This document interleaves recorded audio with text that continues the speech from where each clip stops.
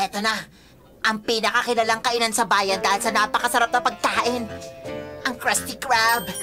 Ang pinagmumula ng Krabby Patty. At may nakalagay na help wanted sign sa labas. Matagal kong hinintay ang pagkakataong ito.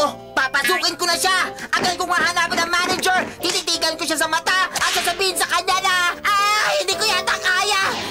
Patrick! At saan mo naman balak pumunta? Alam mo kasi... Hindi, huwag kang magdahilan. Pupunta ka ngayon sa Krusty Krab at gagawin ang lahat para makapagtrabaho doon. Hindi ko kaya!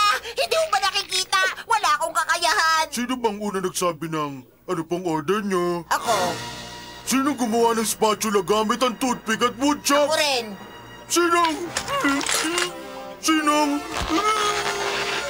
At sinong kulay dilaw na puro butas ang katawan? Ako yan! Sino handa na? Ako rin yan! Sino handa na? Handa na ako! Sino handa na? Handa na ako! Handa na ako! Handa na ako! Handa na ako! Handa na ako! Handa na ako! Handa na ako! Ay, nako. Si SpongeBob.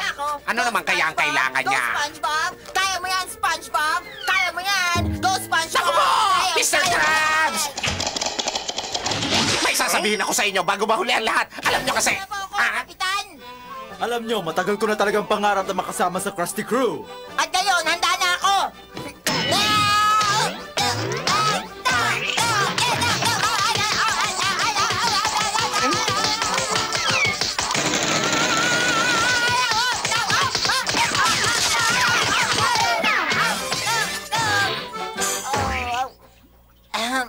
Kailan ako magsisimula?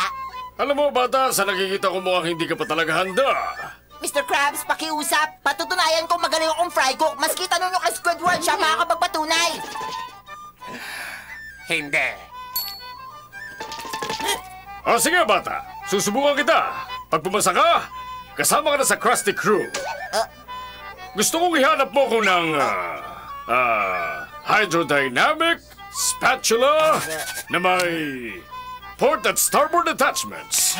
At may turbo drive. At huwag kang babalik dito kung hindi mo dala yun. Ay, Captain! Isang hydrodynamic spatula na may port at starboard attachment turbo drives. Masusunod po, sir! Sige na! Sigurado kung hindi na natin siya makikita. Grabe naman kayo. Isang hydro ano?